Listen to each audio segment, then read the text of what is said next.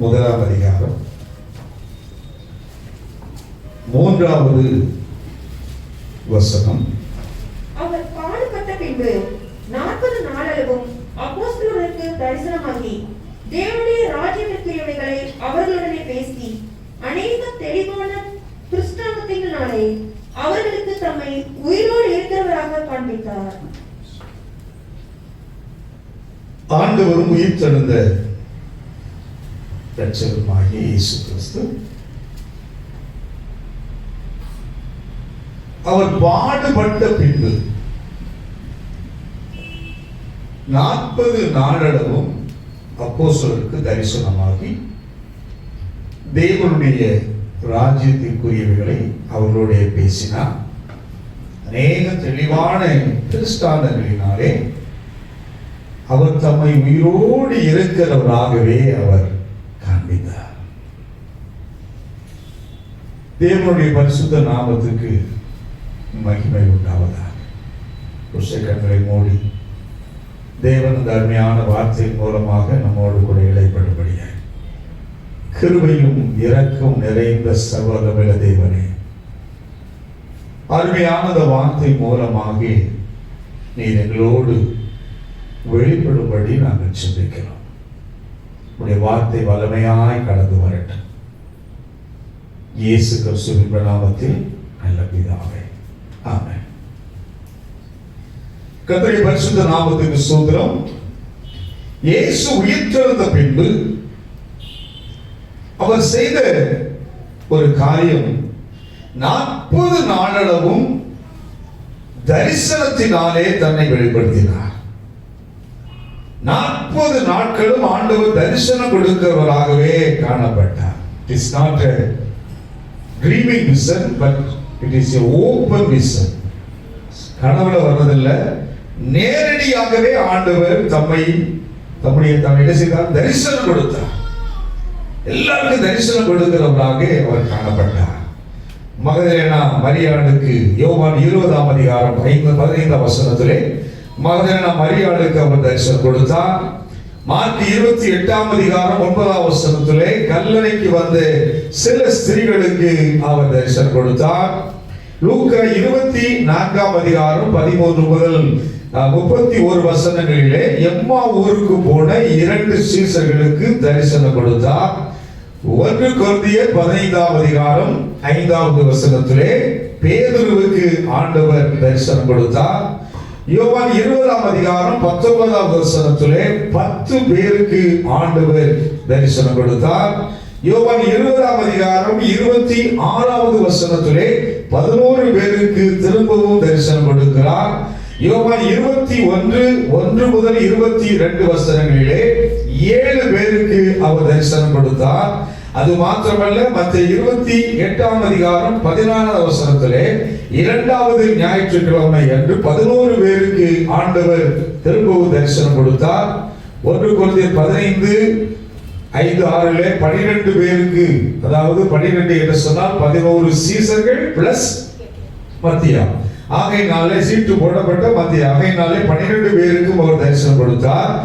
அதன் பின்பு 1 கொரிந்தியர் 15:6வது வசனத்திலே 500 பேருக்கு, பிரதர்ஸ் என்று சொல்லக்கூடிய 500 பேருக்கு அவர் தரிசனம் கொடுத்தார். அது மாத்திரமல்ல, 1 கொரிந்தியர் 15:7 யாக்கோபுக்கு தரிசனம் கொடுத்தார். 1 கொரிந்தியர் 15:7 all the apostles, எல்லா அப்போஸ்தலர்களுக்கும் ஆண்டவர் தரிசனம் கொடுத்தார். அல்லேலூயா. கவனிங்க, தரிசனம் கொடுத்தார். நான் அது இன்னைக்கு என்னுடைய செய்தியில், அதனால தான் வேகமாக போறேன். ஆண்டவர் 40 நாளளவும் தரிசனம் கொடுத்தார். 1. 2வது, 40 நாளளவும் தேவனுடைய ராஜ்யத்தை குறித்து பிரசங்கம் பண்ணிக்கொண்டே வந்தார். அப்போஸ்தலர் 1:3 அதுதான் சொல்லப்பட்டிருக்கு. ராஜ்யத்தை குறித்து, தேவனுடைய ராஜ்யத்துக்குள்ளே அவர்களோடே பேசினார். அவர் பேசினதெல்லாம் பழைய துக்கங்களை பேசல, பட்ட பாடுகளை பேசல, தன்னுடைய பிரச்சனைகளை பேசல, அவர்கள் இருந்த நிலையை குறித்து பேசாம ஆண்டவர் பேசுற வார்த்தை தேவனுடைய ராஜ்யத்தை குறிவையிலேயே அவர் பேசினார். நம்முடைய வாழ்க்கையில பாத்தீங்கன்னா ஒரு வெற்றி காண்டு விட்டோம் என்று சொன்னார். ஒரு வெற்றி வாங்கிட்டோம் அல்லது எக்ஸாம் நல்ல மார்க் எடுத்துட்டோம், தொழில பெரிய முன்னேற்றம் அடைந்துட்டோம், சக்சஸ் அடைஞ்சிட்டோம்னா எதை பத்தி பேசுவாங்க? தான் வந்த பாதையை குறித்து தான் பேசுவாங்க. நான் இப்படி கஷ்டப்பட்டு படிச்சேன், நான் காலையில எந்திரிச்சு குடிச்சேன், இதெல்லாம் பார்க்க மாட்டேன், அதெல்லாம் பார்க்க, இப்படித்தான் நான் வெற்றி அடைந்தேன் என்று சொல்லி தங்களுடைய வெற்றியை பறைசாற்றுகிறவர்கள் மத்தியிலே ஆண்டவர் தான் பெற்ற வெற்றியை பறைசாற்றவில்லை. மாறாக தேவனுடைய ராஜ்யம் ஒன்று இருக்கிறது. அந்த ராஜ்யத்துக்குரியவைகளையே அதிகமாய் 40 நாள் பேசினார். லூக்கா எழுதின சுவிசேஷத்திலே 35 முறைக்கு மேற்பட்ட அளவுக்கு தேவனுடைய ராஜ்யம் தேவனுடைய ராஜ்யம் என்றே பேசியிருப்பார். மத்தேயு எழுதின சுவிசேஷத்திலே 32 முறை பரலோக ராஜ்யத்தை குறித்து அவர் பேசியிருப்பார். சோ ஆண்டவருடைய வாயிலிருந்து புறப்பட்ட அநேக வார்த்தைகள் அதிகமாய் அவருடைய பிரசங்கத்துக்குள்ளே தேவனுடைய ராஜ்யத்துக்குரியவையே பேசினார். இன்னைக்கு நாம் வந்திருக்கிறோம் என்று சொன்னால் எதுக்கு வந்திருக்கிறோம்? இம்மைக்குரிய காரியங்களை பெற்றுக் கொள்வது அது ஒரு காரியம் அல்ல.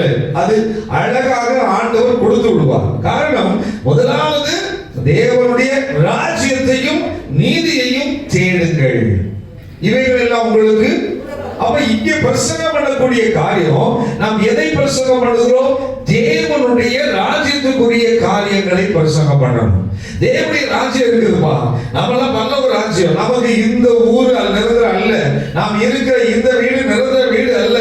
நாம் பரலோக ராஜ்யத்துக்குரியவர்கள், தேவனுடைய ராஜ்யத்துக்குரியவர்கள். கடைசி எக்காலம் துணிக்க போகும்போது, துணிக்கும் பொழுது உயிரோடு இருக்கிறவர்கள் எல்லாம் மறுரூபம் அடைவார்கள், மரித்தவர்கள் உயிரோடு எழுந்திருப்பார்கள். நாம் கிறிஸ்துவோடு கூட அந்த நித்திய பரம ராஜ்யத்திலே போய் நாம் தரித்திருப்போம்.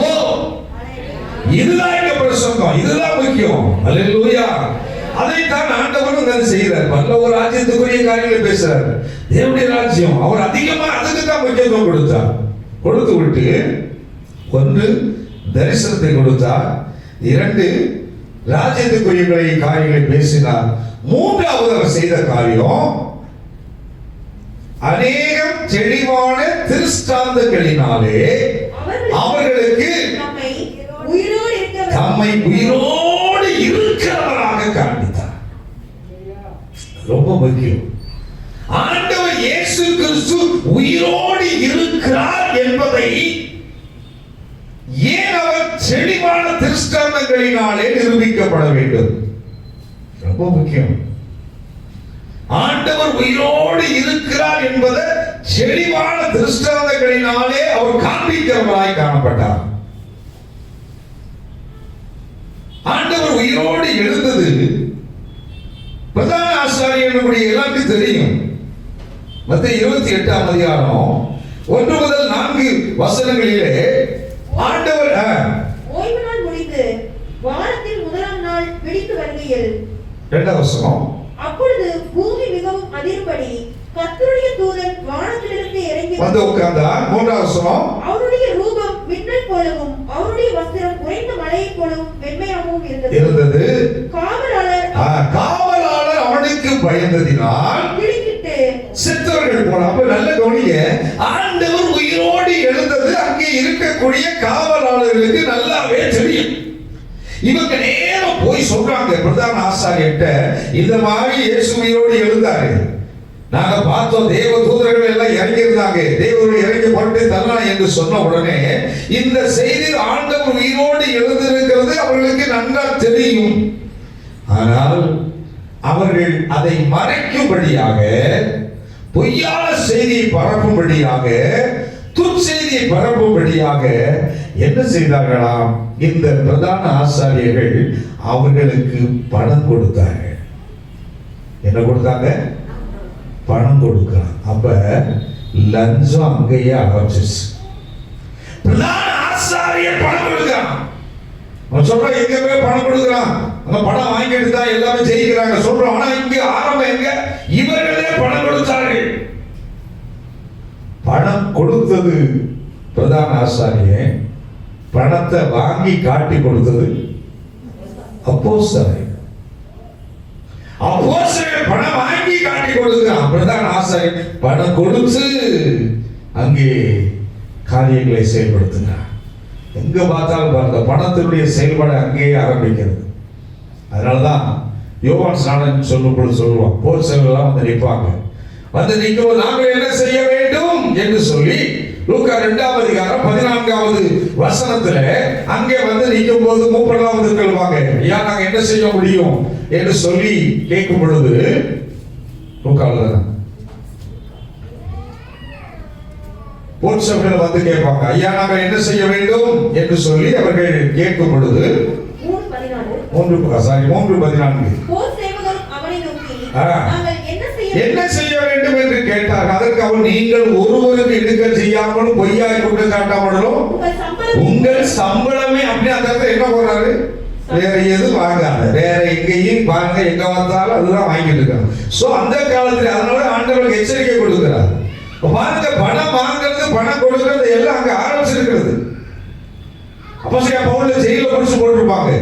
அப்ப பேலிஸ் என்ற கூடிய ஒரு தேசாதிபதி வருவான், வந்து அவன்கிட்ட பேசிக்கிட்டே இருப்பான், பவுலோடு கூட பேசுவான். அப்போஸ்தலர் 24:24 பேசுவான். பேசிக்கணும், நல்லா இருக்குது, நல்லா பேசிக்கிட்டே இருப்பான். ஆனால் இவன் உள்ளத்துல என்னன்னா, இவனை விடுதலை ஆக்குவதற்கு பணம் கொடுப்பான் என்று எதிர்பார்த்திருந்தான். 25:26 அவன் நீதியையும் இச்சை அடக்கத்தையும் இனிவரும் நியாய தீர்ப்பையும் குறித்து பேசுகையில் பேலிஸ் பயமடைந்து, இப்பொழுது நீ போகலாம், உனக்கு இவனை அழைப்பேன் என்றார். 26ஆம் வசனம், மேலும் அவன் பவுலை விடுதலை பண்ணும்படிக்கு எப்படியாவது பணம் கொடுப்பான் என்று நம்பிக்கையுள்ளவனாய் இருந்தார். பேசினான். கவனிக்கல, அப்ப எல்லா இடங்களிலும் பணம் விளையாடுது. உயிர் திறந்த அந்த நாள்ல சரி, அதுக்கப்புறம் நிறைய பணம் பணம் பணம் பணம் தான்.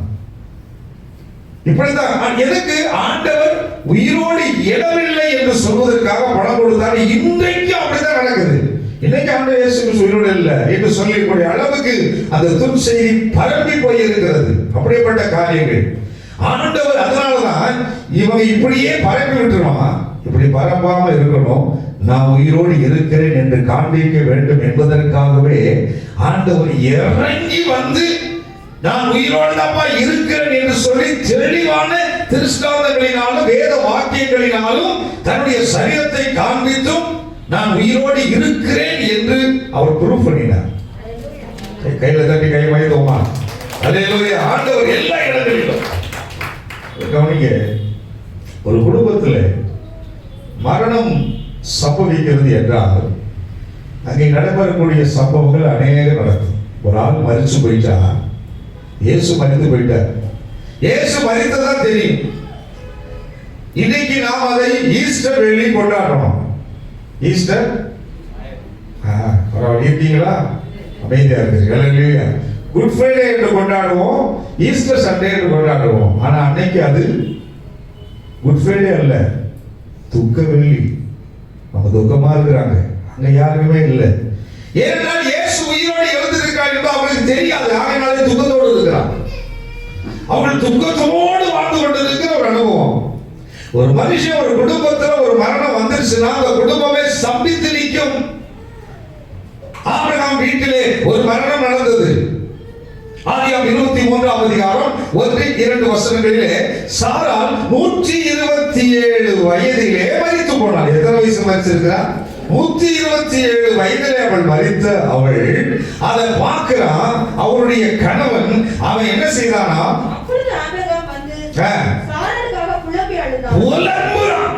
புலம்புறான். நினைச்சு பாருங்க, நீங்க நம்ம வீட்டுல ஒரு ஆள் மரித்தவனா புலம்பி அழுவோமா? அப்பாடா இவ்வளவு நாள் கழிச்சு 127 வயசு இன்னுமா அப்படின்னு இல்லை. வயசு தாண்டாமே சீக்கிரம் போல நினைக்கக்கூடிய காலம் உண்டு. ஆனா இங்க என்ன வந்திருக்கான், அவன் புலம்பி அழுகுகிறான். மகனுக்கோ என்ன இருக்கிறது, அவன் துக்கமாய் இருக்கிறான். ஆதியாகமம் 24:67 ஒரு மரணம் வந்தது என்றால் அந்த குடும்பத்துல துக்கம் இருக்கு. கவனிங்க, என்ன பாயிண்ட் வரேன்னு, துக்கம் இருக்கு. இயேசு மரித்திருக்கிறார், அவன் குடும்பத்துல என்ன இருக்கும், துக்கம். இயேசு மரித்திருக்கிறார், அவனுடைய சீசர்களுக்கு என்ன இருக்கும், துக்கம் இருக்கும். துக்கத்தோட இருக்கிறான். அவன் துக்கத்தோடு கூட தான் சீசர்களும் அங்கே இருக்கிறார்கள். யூதாவின் வீட்டிலே ஒரு மரணம் சம்பவிக்கும். ஆதியாகமம் 38ஆம் அதிகாரம் 12ஆம் வசனத்திலே ரூபாவின் குமாரத்தியாகிய யூதாவின் மனைவி மரித்தால் யூதா துக்கமுடையவனாக காணப்பட்டான். அவன் துக்கமாய் இருக்கிறான். துக்கம் ஒரு குடும்பத்துல மரணம் சமைச்சா என்ன இருக்கும்? துக்கம் இருக்கும். யாக்கோபு மரித்தான். ஆதியாகமம் 50ஆம் அதிகாரம் முதல் வசனம். யோசேப்பு அவன் முகத்தின் மேல் விழுந்து விழுந்து அழுகிறான். எகிப்தியர்கள் 70 நாள் என்ன செய்தார்களா? துக்கம் கொண்டாடினார்கள். ஆதியாகமம் 50ஆம் அதிகாரம் 3ஆம் வசனத்தில். சோ பெரும் புலம்பல், பெரிய துக்கங்கள் பயங்கரமா இருக்குது. இந்த துக்கங்கள் இருக்கிறது. அப்போ ஒரு குடும்பத்துல மரணம் வந்தா புலம்பல், கண்ணீர், துக்கம், வேதனை, அழுகை இதெல்லாம் நிறைஞ்சிருக்கும். இந்த காரியங்கள் மாற வேண்டும் என்றால், இந்த துக்கத்தின் கோர பிடியிலிருந்து அவர்கள் விடுதலை பெற வேண்டும் என்றால் என்ன செய்தால் தான் சரியா நடக்கும்? இயேசு கிறிஸ்து மரித்தார். எனவே சீசர்கள் யாவரும் துக்கத்தோடு இருப்பதை காண்கிறோம்.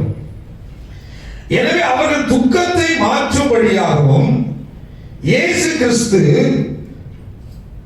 தரிசனமாவதின் நோக்கமே அவர்களுடைய துக்கத்தை இருதயத்திலிருந்து வெளியே கிடக்கணும். ஏன் துக்கமா இருக்காங்க? இயேசு மரித்து போனார். அப்ப மரித்து போனதினால் வந்த துக்கத்தை ஆண்டவர் இயேசு மாற்ற வேண்டுமானால் நான் உயிரோடு இருக்கிறேன் என்பதை அவர் அவர்களுக்கு காண்பிக்கும்படியாக இறங்கி ஆகணும்.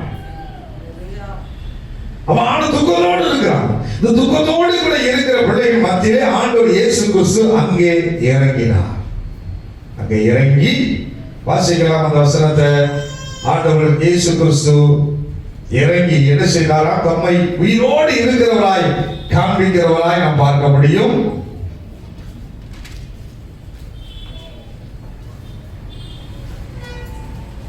யோவான் 20ஆம் அதிகாரம் 20வது வசனம்.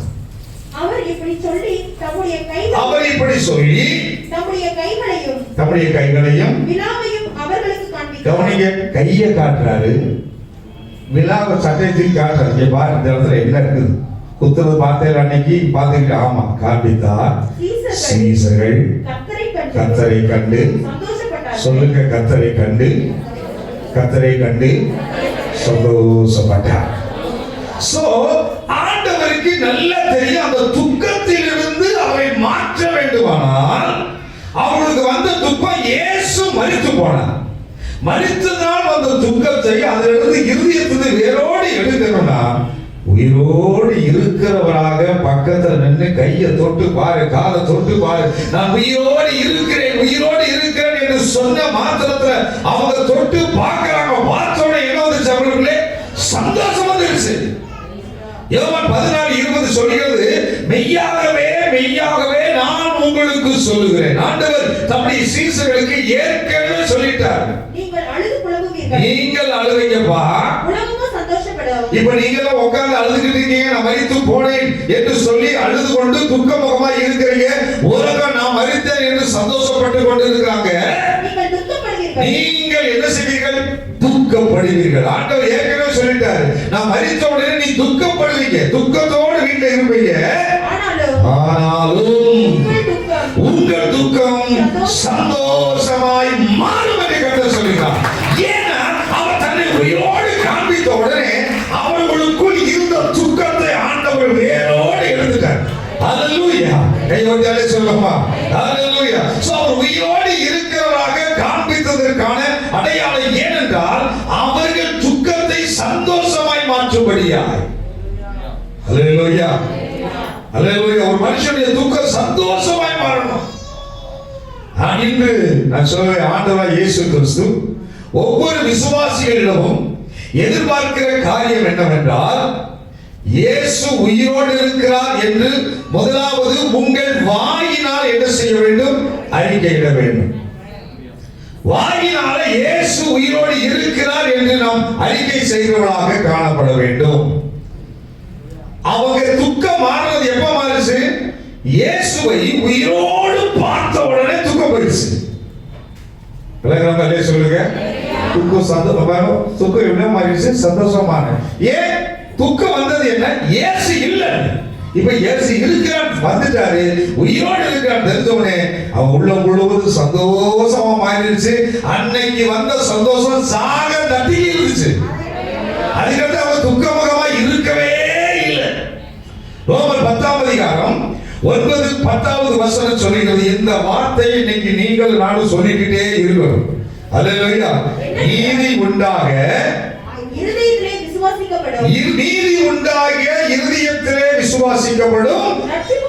ரட்சிப்பு உண்டாக வாயினாலே அறிக்கை செய்ய வேண்டும். என்னவென்றால் கர்த்தராகிய இயேசுவை நீ உன் வாயினாலே அறிக்கையிட்டு தேவன் அவரை மரித்தோரிலிருந்து எழுப்பினார் என்று. இப்ப வாயில் என்ன அறிக்கணும் சொல்லுங்க. தேவன் இயேசுவை மரித்தோரிலிருந்து எழுப்பினார் என்று என் இதயத்திலே நான் விசுவாசிக்கிறேன். சொல்லுங்க. தேவன் இயேசுவை மரித்தோரிலிருந்து எழுப்பினார் என்று என் இதயத்திலே விசுவாசிக்கிறேன். 3 தடவை சொல்லுங்க. தேவன் இயேசுவை மரித்தோரிலிருந்து எழுப்பினார் என்று என் இதயத்திலே நான் விசுவாசிக்கிறேன்.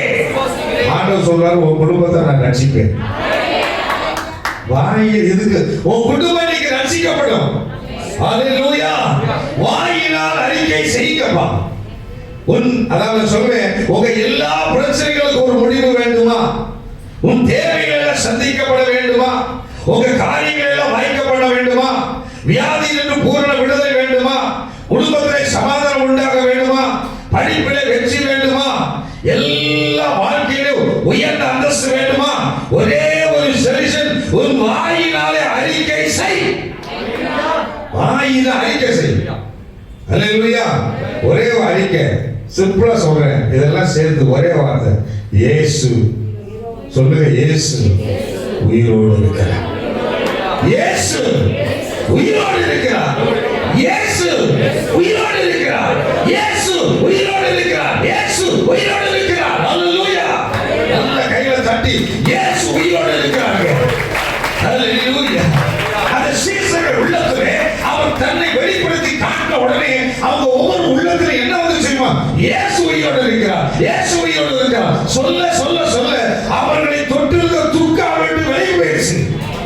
உங்க வாழ்க்கையில உங்களுக்கு வரக்கூடிய பிரச்சனைக்கு விடுதலை கொடுப்பதற்கு ஒரே ஒரு அறிக்கை, இயேசு உயிரோடு இருக்கிறார். வாயை தொடர்ந்து சொல்லுவோம், இயேசு உயிரோடு இருக்கிறார். சிந்தை இதங்க மாத்திரை, இதங்க இன்ஜெக்ஷன், இயேசு உயிரோடு இருக்கிறார் சொன்னா உனக்கு அற்புதம் நடக்கும். அதான் சொல்ற, உன் வாயில் அறிக்கையிடு நீ ரட்சிக்கப்படுவார். உன் வாயினால் என்ன அறிக்கிற? இயேசு. ஏன் இயேசு உயிரோடு இருக்கிறார்? ஏன் இயேசு உயிரோடு இருக்கிறார்? நீ அறிக்கை செய்ய அறிக்கை செய்ய அறிக்கை செய்ய உன் வாழ்க்கையில வரக்கூடிய பிரச்சனைகளை ஆண்டவர் மாற்றி போட்டுக்கொண்டே இருப்பார். வசனம் பொய் சொல்லாது. உன் வாயினாலே நீ அறிக்கையிட்டால் தேவன் உன்னை நிச்சயமாய் ரட்சிப்பார். அல்லேலூயா. ஐயோ எல்லாம் சொல்லுங்க. என்ன சொல்லுங்க? இயேசு வெளிப்படுத்த விசேஷம் 1ஆம் அதிகாரம் 7வது வசனம். நீங்க சொல்லக்கூடிய வார்த்தை இதுதான், வேற எதுவுமே இல்லை. நீங்க நல்ல டேப்லெட், நல்ல ஸ்ட்ரென்த். என்ன தெரியுமா? இருக்கிறவரும் இருந்தவரும் கர்த்தர் இருக்கிறேன் என்று சொல்லுங்க. இயேசு உயிரோடு இருக்கிறார். இயேசு உயிரோடு இருக்கிறார். இயேசு உயிரோடு இருக்கிறார். மோசே கேட்கிற, ஆண்டவரே இந்த ஜனம் மோசமான ஜனம், அவன் நம்பவே மாட்டான், நான் என்ன சொல்லி நம்ப வைக்கிறது? அப்படி சொன்ன உடனே யாத்திரா 3ஆம் அதிகாரம் 13, 14 ஆண்டவர் மோசேக்கு இதே வார்த்தை சொன்னார். அதற்கு தேவன் இருக்கிறவராக இருக்கிறேன் என்று சொல்றாரு. இருக்கிறவராக இருக்கிறேன் என்பவர் அவ்வளவுதான். இருக்கிறவராக இருக்கிறேன். இது சம்பந்தம் இருக்குதா? போய் சொல்லி இருக்கிறவராக இருக்கிறேன்.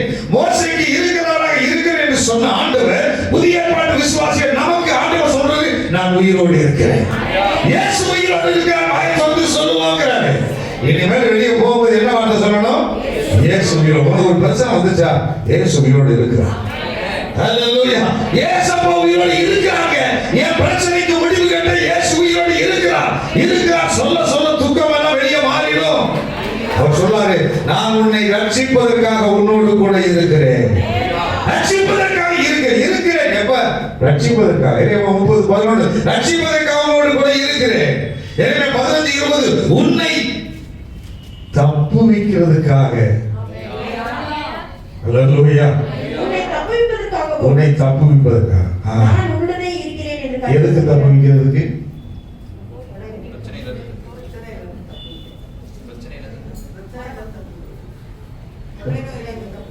சொல்லுங்க பாப்போம். எதுக்கு தப்புவிக்கணும்? என் காலங்கள் மறந்துட்டீங்களே. நான் உண்மை நம்பி இருக்கிறேன். என் காலங்கள் ஏற்கனவே பொண்ணுதானே சொல்லி கொடுத்தேன். மறந்தாச்சா? சிரிச்சுட்டு போயிட்டீங்க. சிரிச்சுட்டு போனா என் கொரோனா காலங்கள் உன்னுடைய கருத்தில் இருக்கிறது. சங்கீதம் தான் இப்பதானே வாசிச்சான். இன்னும் எடுத்து கபடமா வாசிக்கணும் சொல்ல வேணும். ஃபாஸ்டா சொல்லணும். நம்ம மண்டையாட்டுவோம். நான் மேக்சிமம் சங்கீதத்துக்கு ஒரு கொஸ்டின் வச்சிருவோம். 30-15 என் காலங்கள் உமது கரத்தில் இருக்கிறது. சொல்லுங்க. எல்லாம் வயது தானே சொல்ல சொன்னேன். நீ என் காலங்கள் உமது காலத்தில் இருக்கிறது. அப்ப என்ன காலம்? என் கொரோனா காலங்கள் உம்முடைய காலத்தில் இருக்கிறது. என் சத்துருவின் கைக்கும் ஏன் கொரோனாவின் கைக்கும், அது ஏன் கொரோனா தான், வேற வழி இல்லை, நம்ம மூலமா வர்றதுதான். ஏன் கொரோனாவின் கைக்கும் என்னை துன்பப்படுத்துவதின் கைக்கும் துன்பப்படுத்தல யாருன்னு சொன்னேன்? ஊசி போடுறாங்க, விரட்டி வெட்டி குச்சி அங்கே குச்சி விட்டு இங்கே குத்தி விட்டு சில பேர் இப்போ தலையை தோட்டாவே போகும். இப்போ வந்து குச்சி எடுத்துட்டு எதில் வந்துடுறான் பாரு. ஐயோ அதை பார்க்க வீட்டு பார்க்க திரும்பிக்கிட்டேன். மாதிரி சும்மாவே நமக்கு பிடிக்காது. இதில் இது வைக்கிறேன். அல்லேலூயா. ஸோ என்னை என்ன செய்யறாங்க? அவர் அப்படியே அது சிசிட்டா இருப்பாங்க பார்த்துருக்கீங்களா? அப்படியே மண்டை ஆடுற. ஸோ துன்பப்படுத்துகிற கைக்கும் என்னை தப்புவியும், நான் உம்மை நம்பி இருக்கிறேன்.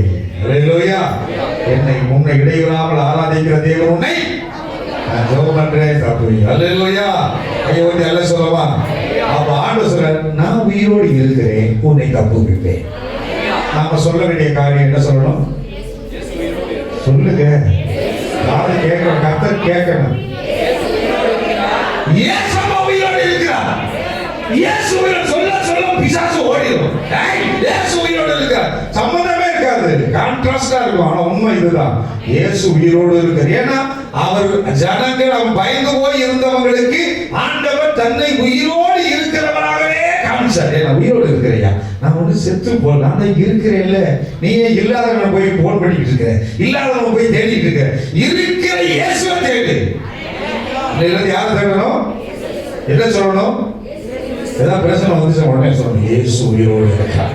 பிசாசு வெட்கப்பட்டு ஓடிடுவான். ஹல்லேலூயா. இயேசு உயிரோடு இருக்கிறார். உயிரோடு இருக்கிறாங்கிற வார்த்தை ரொம்ப முக்கியம். நமக்கு யோபு நல்லா தெரியும். யோபு எவ்வளவு பெரிய செல்வ சீமானாய் வாழ்ந்தவன் என்று. கிழக்கு திபுத்திலே பெரிய சீமானாய் வாழ்ந்தவன். அவனுக்கு 7 + 3 7 7,000 3 3,000. நல்ல கவனிச்சு பாருங்களேன். ஒரே ஒரு ஆள் மரணத்துக்கு ஒரு துக்கம் வரும். ஒரு ஆள் செத்து போயிட்டா என்ன வரும்? அப்படியே 3 நாள் துக்கம். உண்மையிலே துக்கம். சில பேர் சம்டைம்ஸ் பார்த்தீங்கன்னா துக்கத்தினுடைய காரணத்தினாலே சைக்காட்ரியாவோட மாறிடுவாங்க. சொல்லுவாங்க, அது வரைக்கும் வீட்டில் இருக்கிறவங்கள நினைச்சு கூட பார்க்க மாட்டாங்க. அதே கட்டில படுத்திருப்பாங்க. கூட்டால் காதைக்காம போன ஆள் உண்டு. ஆனா மரித்து போன பின்பு திடீர்னு ராத்திரில பார்த்தீங்கன்னா அந்த கட்டில இருந்து மகனே மகளே மருமகளே அப்படின்னு கூப்பிடுற மாதிரி வரும். ஐயோ. அது வரைக்கும் பார்த்தீங்கன்னா வீட்டுக்காரர் சப்போஸ் இந்த மாதிரி இருந்தாருன்னா வீட்டுக்காரர் கூப்பிடுவோம், 2 கையை நீட்டிட்டு மனைவி அப்படி கூப்பிடுவோம். ஐயோ என் வீட்டுக்காரர் கூப்பிடுற மாதிரி இருக்கு. அதுக்கு முன்னாடி கூப்பிட்டேன் பையன் செம்மா அப்படின்னு சொல்ல தாக்கணும். அப்படி இருந்தா இப்ப கூப்பிடுற மாதிரியே இருக்கும். அப்பா கூப்பிடுற மாதிரி இருக்கும், அண்ணன் கூப்பிடுற இருக்கும். ஏன்னா அந்த மாதிரி ஒரு சிம்டம்ஸ் வந்து அவங்கள ஒரு மாதிரி ஆக்கிடும். துக்கங்கள் அந்த அளவுக்கு ஒரு செயல்படுத்தி விடும். இவருக்கு எத்தனை துக்கம்?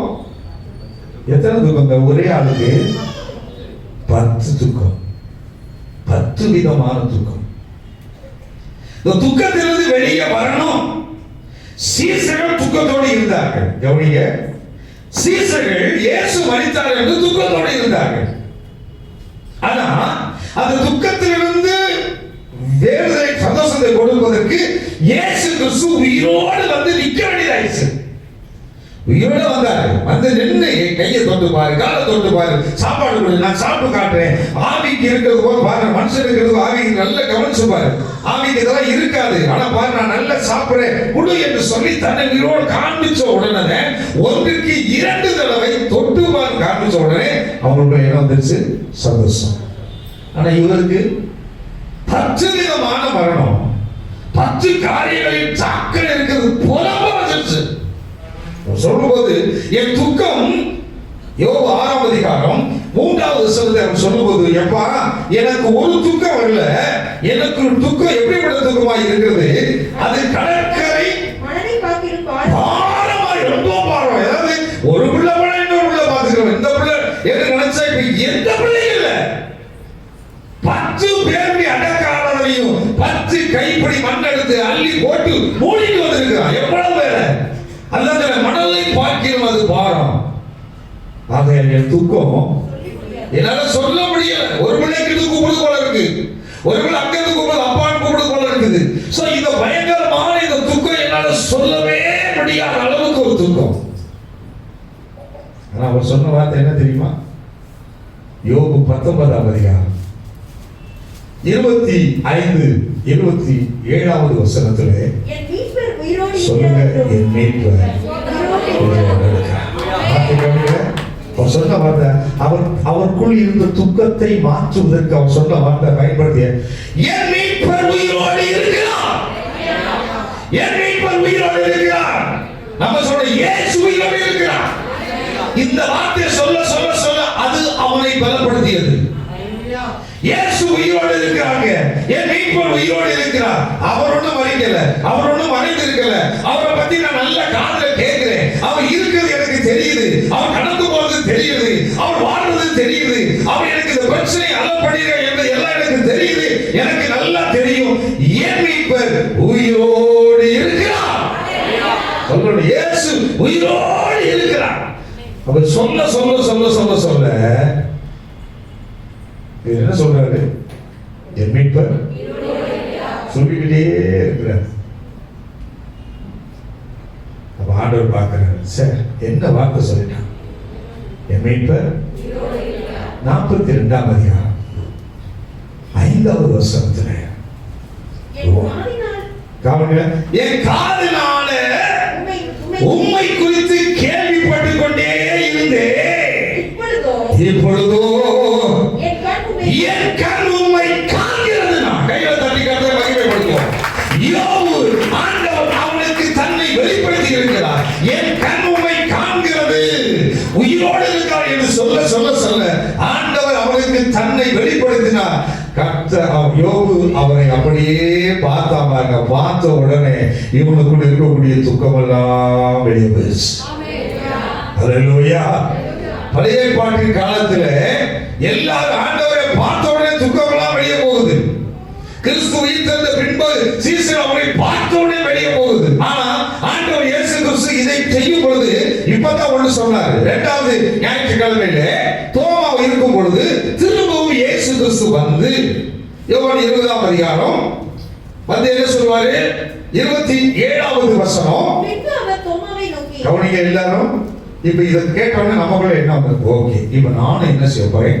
இயேசு உயிரோடு இருக்கிறார், இயேசு உயிரோடு சொல்ல போறேன். அவர் இயேசப்பா எனக்கு வந்து கையையும் காலையும் காட்டுவாரு, காட்டணும் இப்படி எதிர்பார்க்க கூடாதுங்கிறதுக்காகத்தான் இங்க ஒண்ணு சொன்னார்.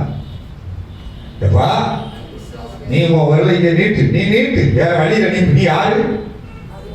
நீ யாருங்க? பழைய ஏற்பாடு விசுவாசி. கவனிங்க, நீங்களே யாரு? யாருங்க? அவங்கெல்லாம் பழைய ஏற்பாடு விசுவாசி. நீ என்ன செய்ய? விரல நீங்க நீட்டு, ஏற்கனவே கையை நல்லா பாரு, விரல நீட்டி பாரு, விரல நீட்டி பாரு, எங்க எங்க பாரு, உன் கையை நீட்டி. விழாவில் என்னத்தான் ஓட்ட போட்டு அந்த குத்து வேணும். இவ்வளோ சும்மா வை, எனக்கு ஒன்றும் வலிக்காது, போடு போடுன்னு சொல்லிட்டு அவிசுவாசி ஆகிறாமல் விசுவாசி என்றார்.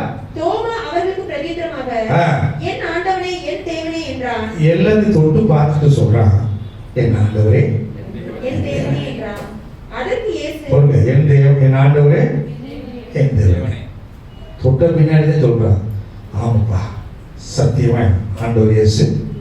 சொல்லுங்க, ஆண்டவர் என்றால சத்தியம், ஆண்டவர் இயேசு உயிரோடு இருக்கிறார், உயிரோடு இருக்கிறார் என்று சொல்லி, அப்பா நான் ஒத்துக்கிறேன். நான் ஒரு வார காலமாக பெரிய காரியம் 10 பேர் ஏற்கனவே இருந்த 10 பேர் சொல்றான் இயேசு உயிரோடு இருக்கிறாரா சொல்லிட்டே இருக்காங்க. நீ சொல்றத நான் நம்ப தயாரா இல்லைன்னு சொல்லி பழைய ஏற்பாட்டு விசுவாசிகள் கூட இருந்தாங்க. நீ தொட்டாதே நம்பின, நீ தொட்டதுனாலதான், என்னை பார்த்ததுனாலதான் உனக்குள்ள துக்கம் உன்னை விட்டு போச்சு. நான் இன்னொரு காரியம் சொல்லட்டுமா அப்படி சொல்லிட்டு, இயேசு தோமாவே, பழைய ஏற்பாட்டு ஆட்களே, நீ என்னை கண்டதினாலே விசுவாசித்தாய். காணாதிருக்கிற புதிய ஏற்பாட்டு விசுவாசிகள் உண்டு. இன்னைக்கு நாம இயேசுவை பார்த்ததில்லை, அவர் பிறக்கும் போது பார்த்ததில்லை, வளர்ந்ததை பார்த்ததில்லை, சிலுவை அகற்றதை பார்த்ததில்லை, உயிரோடு எழுந்ததை பார்த்ததில்லை. ஆனா நான் விசுவாசிக்கிறேன், என் இயேசு என்னோடு கூட உயிரோடு இருக்கிறார். ஹல்லேலூயா. அவன் பாக்கியவான்கள் என்றார். அப்ப நம்ம பார்க்காம இருந்தாலும் நம்ம என்ன சொல்லணும்? இயேசு உயிரோடு இருக்கிறார். இயேசு உயிரோடு இருக்கிறான்னு சொல்ல நான் சொல்லுவேன், உங்களுக்கு ஒரு தாரக மந்திரம், உன் பிரச்சனைக்கு ஒரு முடிவு. இயேசு உயிரோடு இருக்கிறான்னு சொன்னா எல்லா வியாதி ஓடிடும். சத்தமா சொல்லுங்க, இயேசு உயிரோடு இருக்கிறார். இன்னும் சத்தமா, இயேசு உயிரோடு இருக்கிறார். ஹல்லேலூயா. அந்த உயிரோடு இருக்கிறான்னு சொன்னாவே அது ஒரு இருதயத்தில் ஒரு உயிர்ப்பிக்கிற வல்லமை. அது விசுவாசமா சொல்லணும். நம்ம பார்க்க யாக்கோபுக்கு நல்லா தெரியும். அவனுக்கு ஒரு செய்தி வருது, உன் மகன் மரித்து போனான், செத்து போயிட்டான். அது ஒரு பொய்யான செய்தி. ஒரு பலவந்த அங்கி எடுத்து கொண்டு வந்து ரத்தத்திலே தோய்த்து, இது அங்கி உம்முடைய குமாரன் அங்கியோ என்று அவர்கள் சொல்லுகிறார்கள். அதை கேட்ட மாத்திரத்துல அவன் சொல்றான், கன்ஃபார்ம் பண்றான், இது என் குமாரனுடைய அங்கிதான். அதில் இருக்கக்கூடிய ரத்தத்தை பார்த்து இது மகனுடைய ரத்தம் தான் நினைக்கிறான்.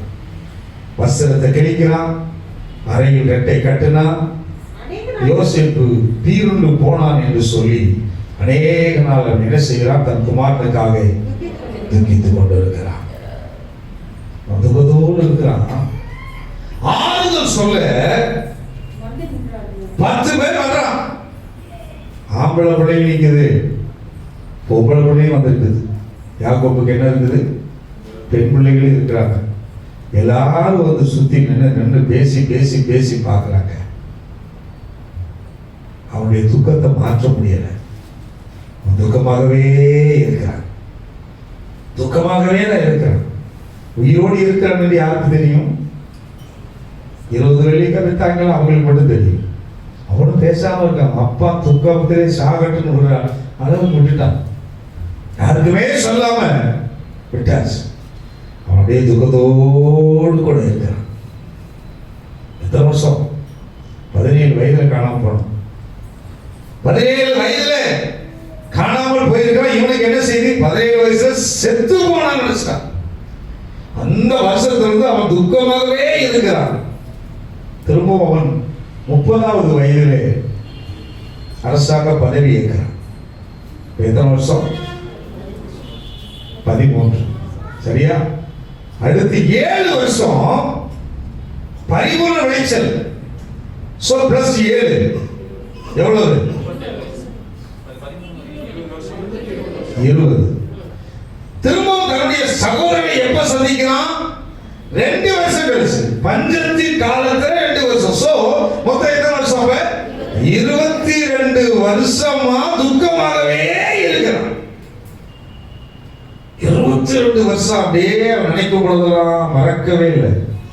ஆதியாகமம் 45ஆம் அதிகாரம் 26வது வசனத்திலே யோசேப்பு உயிரோடு இருக்கிறான். யோசேப்பு உயிரோடு இருக்கிறான். என்ன செய்தி வருது? யோசேப்பு உயிரோடு இருக்கிறான். வேற உண்மை சொல்ல கவனிச்சீங்களா? அப்ப இயேசு உயிரோடு இருக்கிறார் சொன்ன உடனே விசுவாசமா நம்ம சொல்லும் பொழுது நமக்கு நல்லது நடக்கும். அவனுக்கு செய்தி வருது, யோசேப்பு உயிரோடு இருக்கிறான். அந்த வார்த்தை கேட்ட மாத்திரத்துல மூச்சை இழந்தது. அப்படியே ஒரு அப்படி இருதயம் என்ன செய்யுது? எழும்ப ஆரம்பிக்கிறது. அவன் யோசேப்பை கண்டபோது ஆவி உயிர்த்தது.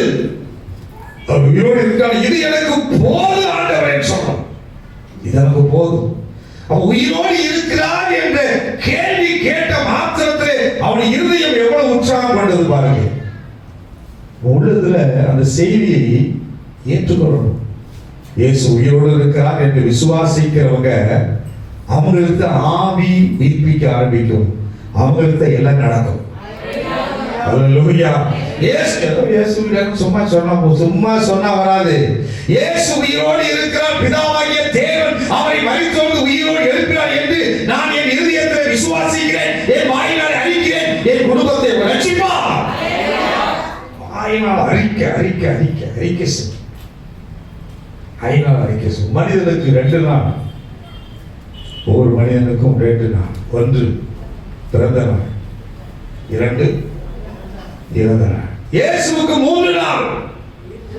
1 பிறந்த நாள், 2 மரித்த நாள், 3வது உயிரோடு எழுந்த நாள். 3 நாள் அவர் உயிரோடு இருக்கிறார். இனி அவரை மரணம் ஆட்கொள்வது இல்லை.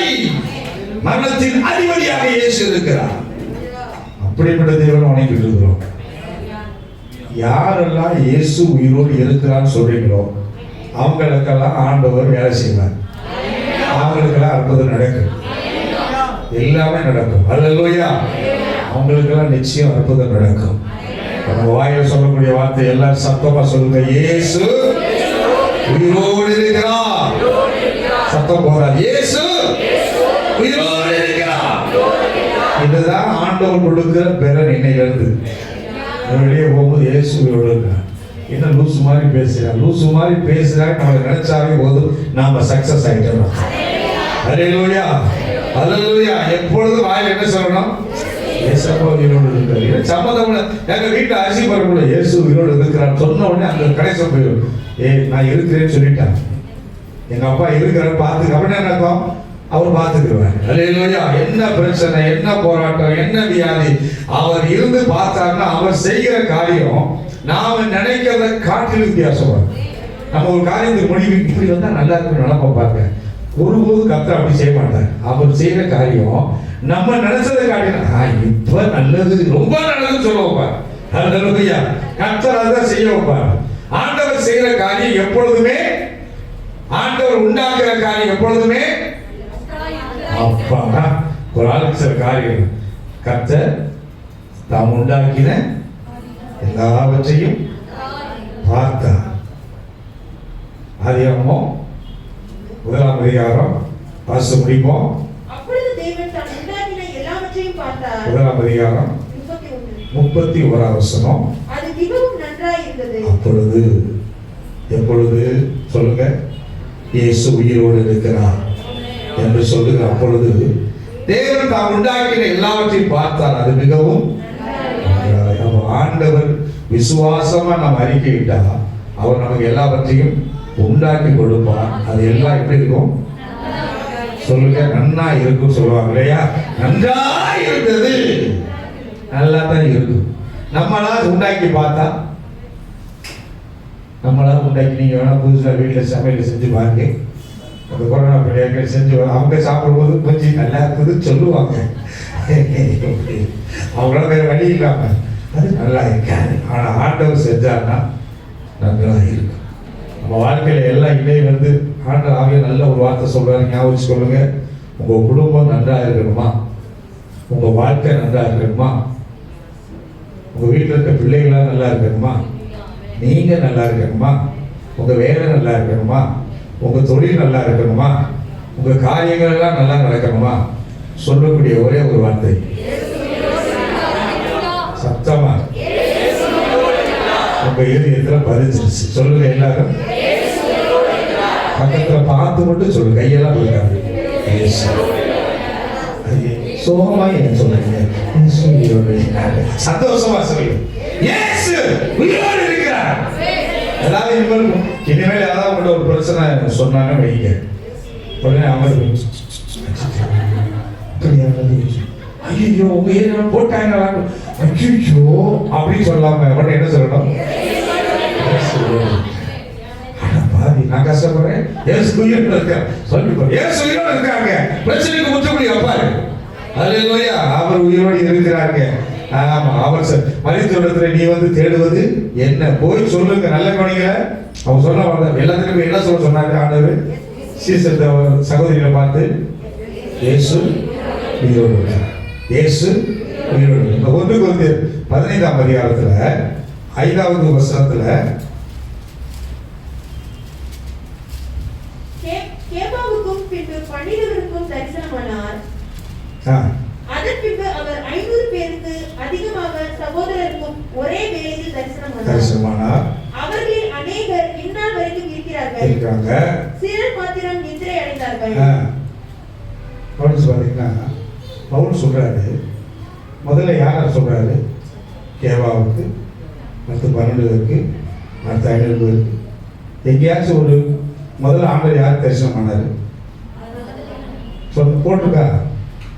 விட்டுருவாங்க, விட்டுருவாங்க, அவளே படாது. அவர் விட்டுட்டா நம்ம முதல்ல என்ன பண்ணணும்? முதல்ல வரியாளுக்கு சிறிகளுக்கு தரிசனமாக அந்த லிஸ்டே போடல. லிஸ்ட் போடா விட்டு அவ்வளோதான். லிஸ்ட் பெரிய இருக்கிறது நீங்க தான்.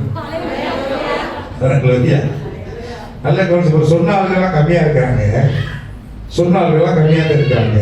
ஆனால் சொல்லாத ஆட்கள் போல பாருங்க, நீங்க தான் பெரிய இருக்கிறீங்க. முதல் தரிசனம் உங்களுக்கு தான். ஆண்டவர் முதல் தரிசனம் யாரு கொடுத்தாரு? பெண்களுக்கு தான் கொடுத்தாரு. கையில தட்டி கட்ட மயக்கப்படுது. அப்போ சத்தம் எப்படி கொண்டு இயேசு அர்த்தமா? இனிமேல் ஏதாவது வீட்டுமா என்னமா கட்சியில் பிறப்பில்லை, இயேசு உயிரோடு இருக்கிறார்.